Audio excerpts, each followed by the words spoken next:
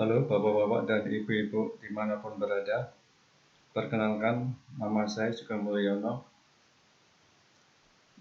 Saya adalah praktisi perbankan.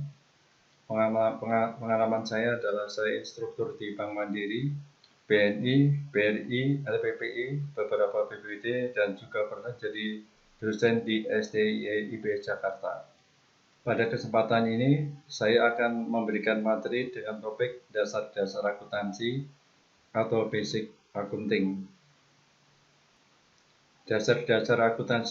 Pembahasan dasar-dasar akuntansi ini meliputi akuntansi perusahaan jasa, perdagangan, dan akuntansi pabrik yang materinya dibagi dalam 8 sesi, yaitu sesi 1, pengertian dan manfaat akuntansi, kemudian sesi 2, pengertian pos-pos aktiva dan pasiva, sesi 3, persamaan akuntansi, sesi 4, jurnal dan posting, sesi 5, buku besar dan neraca saldo, sesi 6, jurnal penyesuaian dan neraca lajur serta jurnal-jurnal khusus, sesi 7, akuntansi untuk perusahaan perdagangan, dan terakhir, sesi 8 adalah akuntansi untuk pabrik.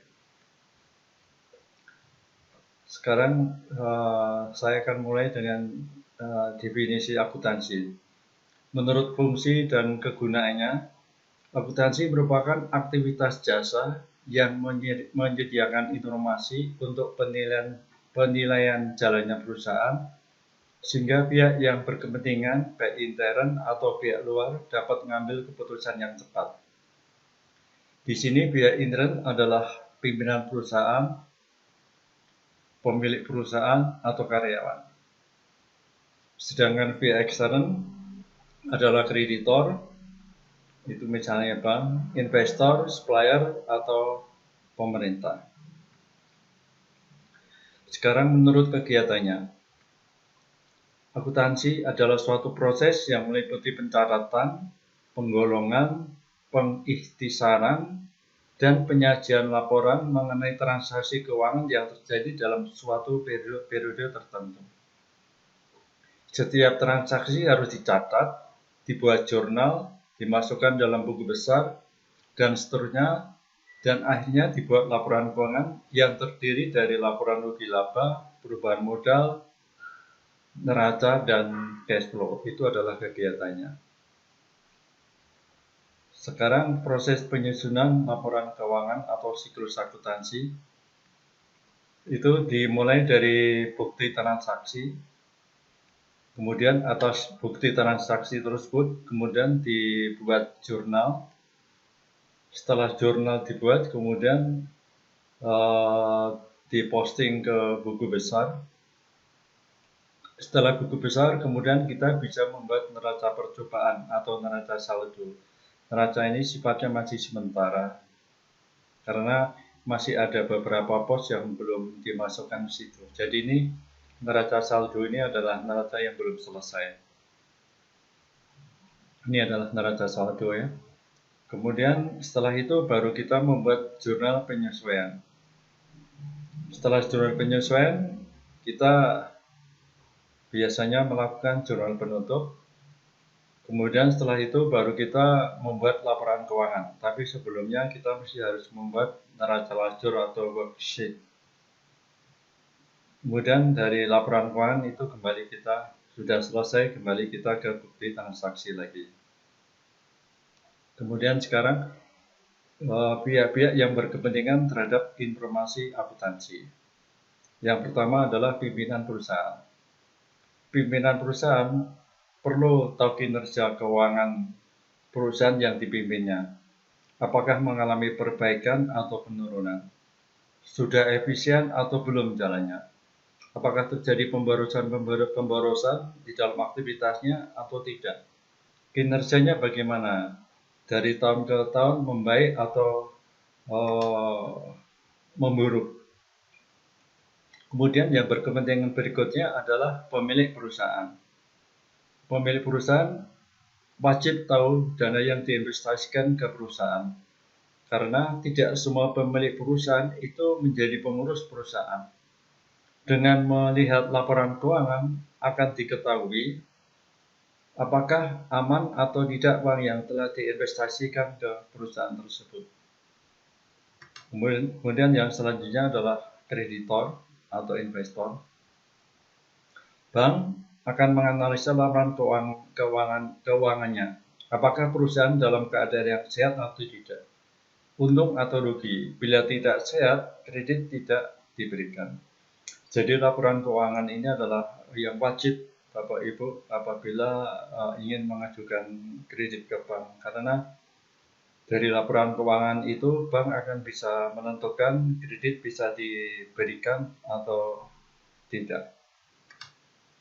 Kemudian supplier. Seperti kita ketahui bahwa untuk perusahaan-perusahaan yang besar itu supplier itu mengirim barangnya kepada perusahaan dan perusahaan itu tidak langsung membayar cash Bapak Ibu, dia biasanya membayar dalam waktu sebulan atau 2 bulan atau mungkin 3 bulan bahkan mungkin bisa lebih. Jadi supplier perlu mengetahui laporan keuangan dari langganannya itu untuk melihat perusahaan itu sehat atau tidak, guna memastikan bahwa barang yang sudah dikirim itu nanti bisa dibayar ya. Kemudian pemerintah juga berkepentingan karena kaitannya dengan pajak ya. Kemudian selanjutnya adalah karyawan ini juga perlu sekali Bapak Ibu karena biasanya berhubungan dengan bonus gitu kan. Jadi kalau perusahaan itu untungnya besar, karyawan itu akan bisa melihat, oh ini nanti bonus kita akan besar. Sekarang prinsip akuntansi. Yang pertama adalah prinsip kesatuan usaha atau entity. Akuntansi diterapkan pada unit ekonomi yang merupakan suatu kesatuan usaha yang berdiri sendiri, terpisah dari unit ekonomi lainnya atau pemiliknya. Jadi perusahaan harus mempunyai pembukuan sendiri, tidak boleh dicampur adukan dengan perusahaan lain meskipun itu dalam satu grup. Pemilik juga kalau mengambil dana perusahaan harus dibukukan, harus dicatat. Ya, jadi tidak sembarangan pemilik bisa ngambil uang dari perusahaan tersebut, tapi harus dibukukan. Kemudian selanjutnya adalah prinsip kontinuitas atau going concern. Perusahaan diasumsikan tidak berhenti di suatu periode saja, melainkan berlanjut terus dan bukan untuk dijual atau menghentikan usahanya. Perusahaan didirikan untuk usaha seumur hidup, selama-lamanya. Kalau bisa selama-lamanya, kecuali perusahaan itu mengalami kesulitan dan bangkrutnya. Atau mungkin hanya ganti pemilik saja, tapi perusahaan tersebut tetap harus jalan. Yang ketiga adalah prinsip objektif. Pencatatan transaksi didasarkan pada dokumen asli. Aset dicatat berdasarkan nilai perolehan meskipun nilai normalnya lebih tinggi. Jadi transaksi dicatat sesuai harga beli saat transaksi, meskipun nilai pasar sebenarnya lebih tinggi. Kemudian periode akuntansi. Pada umumnya suatu periode akuntansi maksimal 12 bulan atau 1 tahun. Bahkan ada perusahaan yang bisa menyusun neraca atau laporan keuangan 3 bulanan atau setiap semesteran. Tetapi paling lama adalah dalam jangka waktu 12 bulan atau selama 1 tahun. Kemudian yang kelima adalah prinsip lengkap, completeness. Catatan-catatan yang berhubungan dengan laporan keuangan harus diinformasikan secara lengkap. Tidak ada yang disembunyikan. Jadi, catatan transaksi tidak boleh ada yang disembunyikan. Karena seandainya ada yang disembunyikan, laporan tersebut tidak akan menggambarkan keadaan yang sebenarnya. Selanjutnya, Bapak Ibu, keterbatasan laporan keuangan. Laporan keuangan bersifat historis. Jadi laporan keuangan yang kita terima biasanya itu berisi laporan keuangan periode 1 atau 2 tahun yang lalu, atau 3 bulan atau 6 bulan yang lalu. Jadi tidak bisa saat ini juga.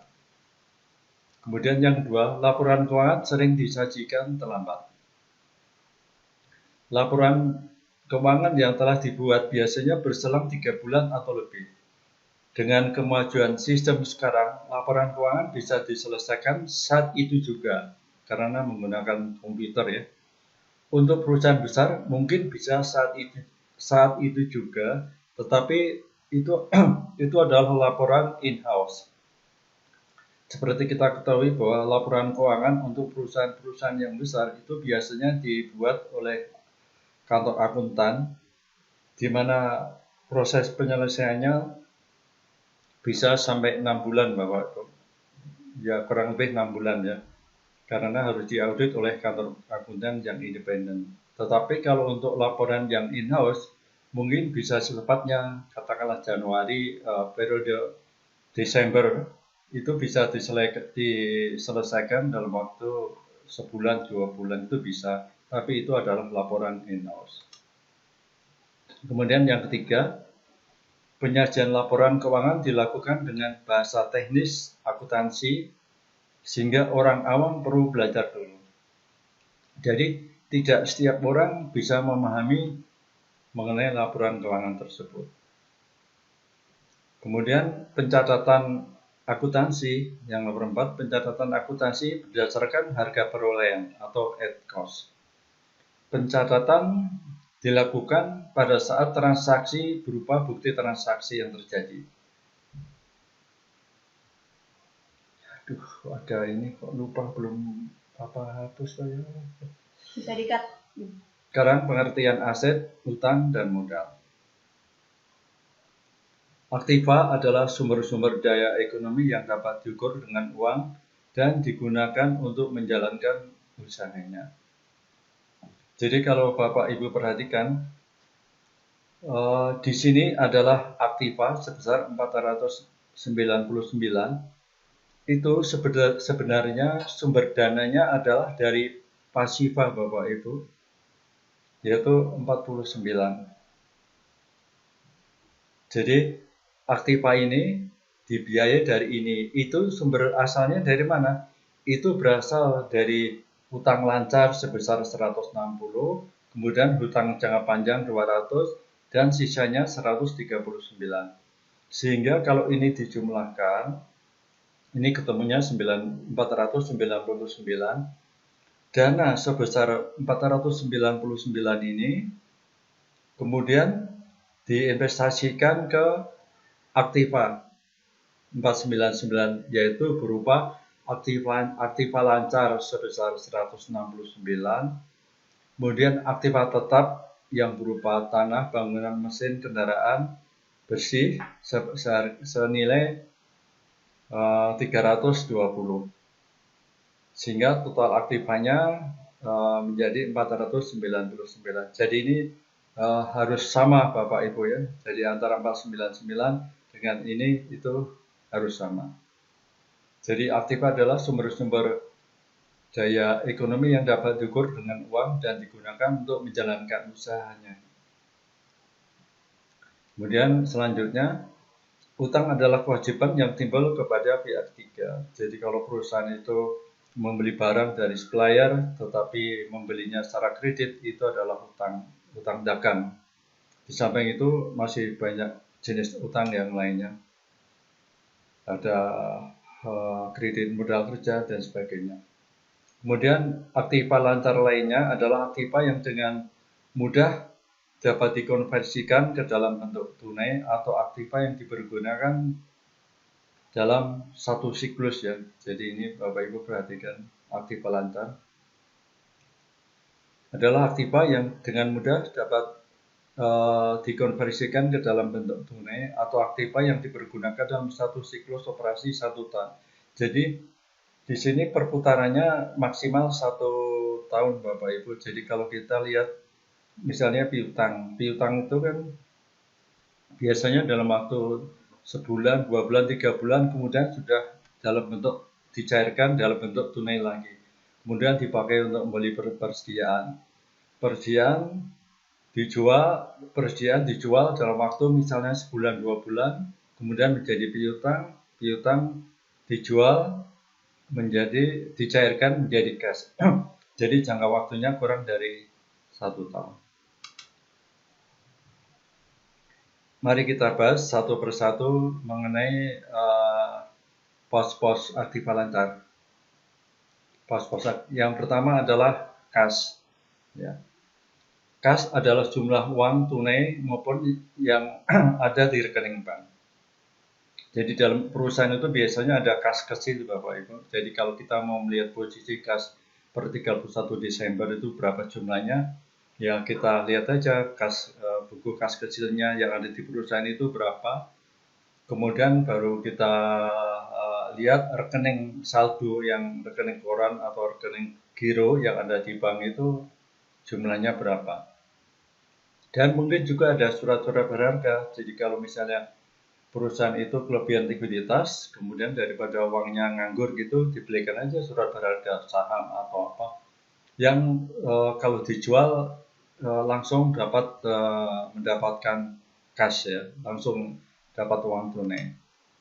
Kemudian piutang dagang adalah tagihan pada pihak lain akibat adanya transaksi bisnis utama secara kredit. Jadi kalau misalnya perusahaan itu perusahaan tekstil, dia menjual tekstil, kemudian pihak pembelinya itu tidak membayar cash, tapi memberikan cek misalnya dalam waktu 2-3 bulan, itu adalah piutang, namanya piutang dagang. Jadi piutang dagang adalah tagihan pada pihak lain akibat adanya transaksi bisnis utama, ya, secara kredit. Kalau misalnya perusahaan itu perusahaan mebel, ya yang piutang dagang adalah dari mebel yang dijual tersebut kalau pembelinya tidak membayar secara tunai. Kemudian persediaan. Persediaan adalah barang yang diperjualbelikan dalam bisnis utamanya.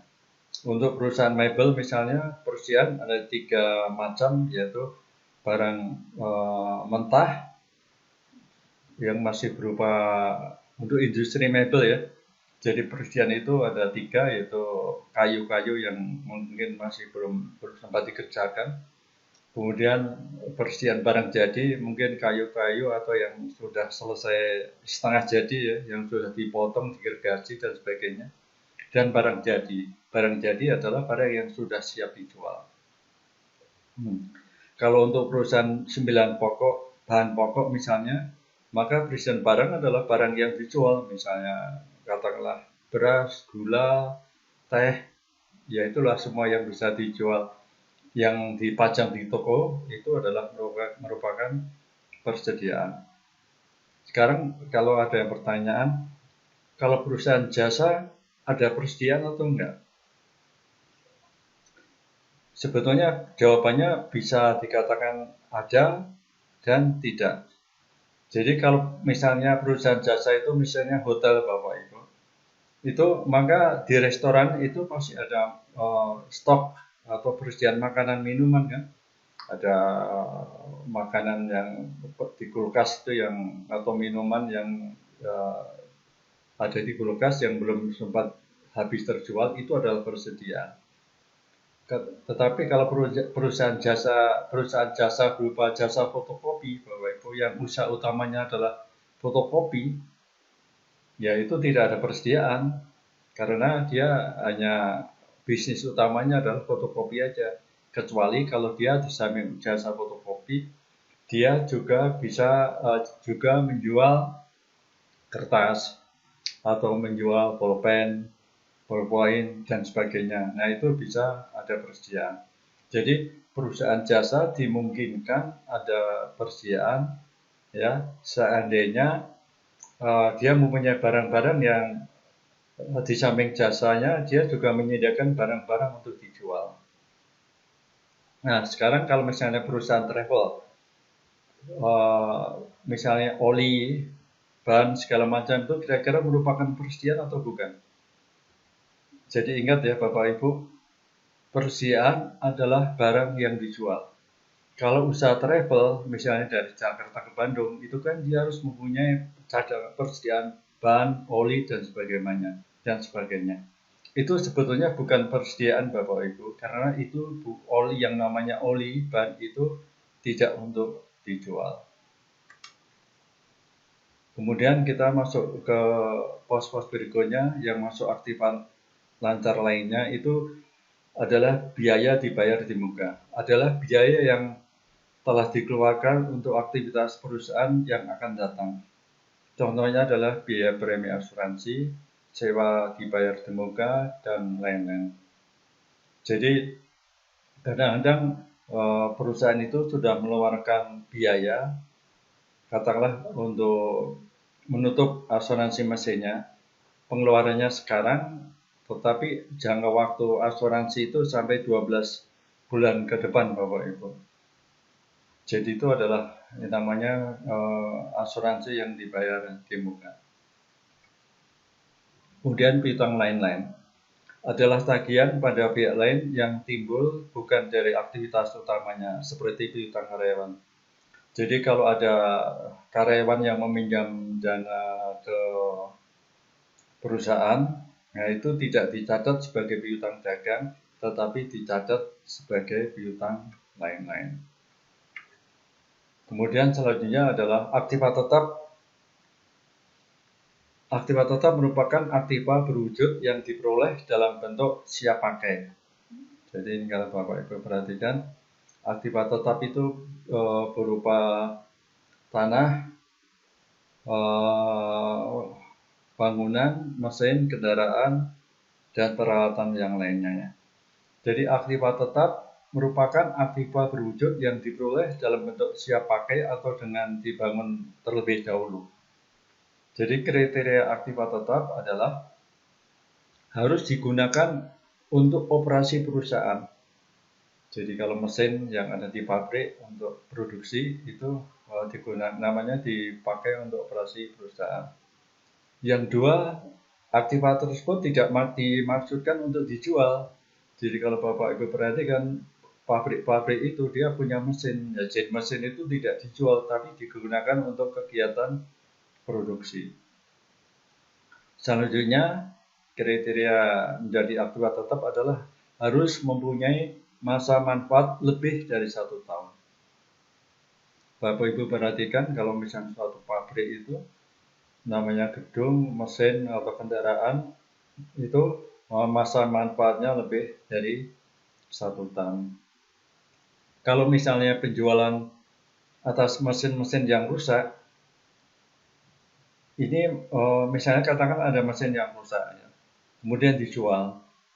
Nah, ini bukan masuk ke bisnis utamanya Bapak Ibu. Penjualan atas mesin-mesin yang sudah rusak tersebut itu sebetulnya masuk ke pendapatan lain-lain. Karena perusahaan tersebut bisnis utamanya adalah bukan untuk menjual mesin-mesin yang sudah rusak. Kemudian yang berikutnya adalah aktiva lain-lain, adalah aktiva yang tidak dapat digolongkan ke dalam salah satu kategori aktiva sebelumnya.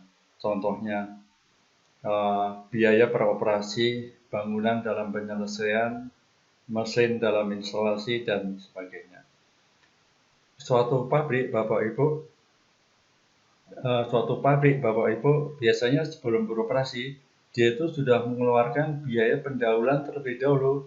Misalnya katakanlah biaya konsultan, pengurusan izin-izin, notaris, dan lain-lain sebelum perusahaan tersebut beroperasi. Itu adalah masuk biaya pendahuluan, itu masuk biaya peroperasi. Kemudian bangunan dalam penyelesaian. Kadang-kadang perusahaan tersebut membangun bangunan pabrik baru gitu, atau memperluas gudang, tapi gudang itu belum selesai, masih dalam penyelesaian. Itu masuk dalam aktiva lain-lain. Begitu juga dengan mesin dalam instalasi, mesin yang masih dalam proses pemasangan. Kemudian selanjutnya utang dagang. Adalah utang yang timbul akibat adanya transaksi bisnis. Jadi kalau misalnya toko 9 bahan pokok, kalau dia membeli gula atau beras ataupun dari supplier, kemudian dia membayarnya itu dalam waktu sebulan atau 2 bulan, nah dia itulah namanya utang dagang. Jadi utang yang berhubungan dengan bisnis utamanya. Kalau pabrik, misalnya pabrik tekstil, ya kalau dia membeli benang segala macam, kemudian dia belum membayar secara tunai, tapi dengan utang katakanlah 3-4 bulan atau sebulan, itu adalah utang dagang. Kemudian selanjutnya kredit modal kerja merupakan pinjaman bank yang jangka waktunya maksimal 1 tahun.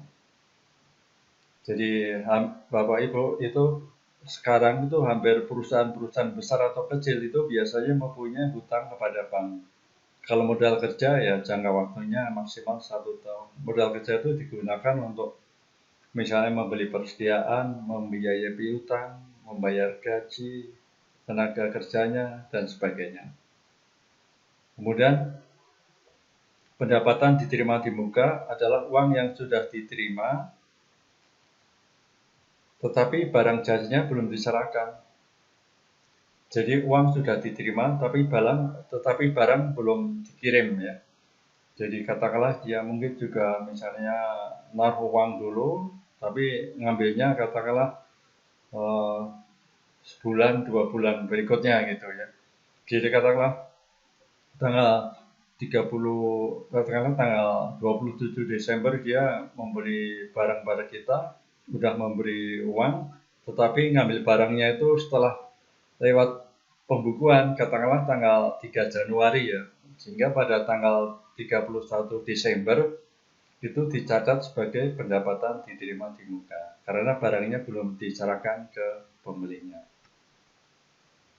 Kemudian utang lancar lainnya adalah utang-utang yang timbul di luar utang-utang di atas, misalnya utang pajak, biaya yang masih harus dibayar, dan sebagainya. Kemudian kewajiban jangka panjang adalah utang-utang yang jatuh temponya di atas 1 tahun. Misalnya kredit investasi, di mana dia harus mengangsur pinjaman tersebut dalam jangka waktu 3 atau 5 tahun. Jadi ini utang jangka panjang yang jangka waktunya di atas 1 tahun Bapak Ibu. Jadi kalau di bawah 1 tahun itu namanya kredit modal kerja. Tapi kalau kewajiban jangka panjang itu jangka waktunya lebih dari 1 tahun. Jadi utang ini tidak harus utang ke bank, tapi bisa utang ke pihak lain. Misal utang kepada para pemegang saham atau utang yang ke pihak lain. Utang yang pokoknya jangka waktunya lebih dari 1 tahun. Kemudian modal adalah jumlah saham yang store oleh para pemegang saham. Modal ini Bapak Ibu untuk perusahaan-perusahaan itu terdiri dari modal saham, itu adalah modal yang di store, kemudian laba yang ditahan, dan juga laba berjalan. Kemudian selanjutnya adalah laporan rugi laba. Kita akan mencoba membahas satu persatu. Penjualan adalah barang jasa yang dijual sesuai bisnis utamanya Bapak Ibu. Jadi kalau perusahaan tekstil, penjualan adalah penjual dari tekstil yang dihasilkan, yang diproduksi. Kalau 9 bahan pokok, barang penjualan adalah barang yang ada di toko tersebut yang dijual. Kemudian harga pokok penjualan merupakan pembelian barang yang dijual termasuk ongkos angkut. Jadi ini harga pokok penjualan itu harga yang dari supplier Bapak Ibu. Jadi supplier kita membeli ke supplier untuk dijual lagi. Nah harga pokok penjualan itulah harga yang dari supplier tersebut. Kemudian laba kotor merupakan penjualan dikurangi harga pokok penjualan. Jadi penjualan dikurangi harga pokok penjualan itu ketemunya adalah laba kotor. Biaya operasional adalah biaya-biaya yang tidak berhubungan langsung dengan produk tetapi berkaitan dengan aktivitas operasional perusahaan sehari-hari. Biaya operasional sering disebut selling general and administrative expense. Biaya ini dibagi menjadi dua jenis, yaitu biaya penjualan dan biaya administrasi dan umum. Jadi biaya operasional itu meliputi gaji, penyusutan mesin atau penyusutan bangunan, listrik, biaya listrik, dan sebagainya. Laba operasi menunjukkan besarnya keuntungan atau kerugian yang diperoleh dari bisnis utamanya. Jadi laba kotor dikurangi biaya operasional ketemu laba operasi.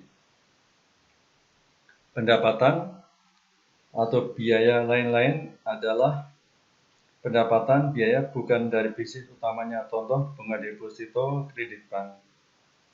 Jadi kalau misalnya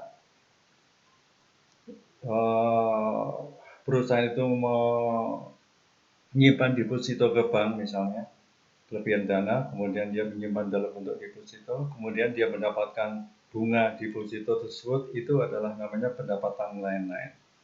Sedangkan biaya lain-lain adalah kalau misalnya perusahaan tersebut meminjam uang ke bank, kemudian dia membayar bunga, itu adalah biaya lain-lain. Demikianlah Bapak-bapak dan Ibu-ibu sekalian, sesi 1 dan sesi 1 sampai sesi 2. Dan kita akan ketemu lagi di video berikutnya. Terima kasih.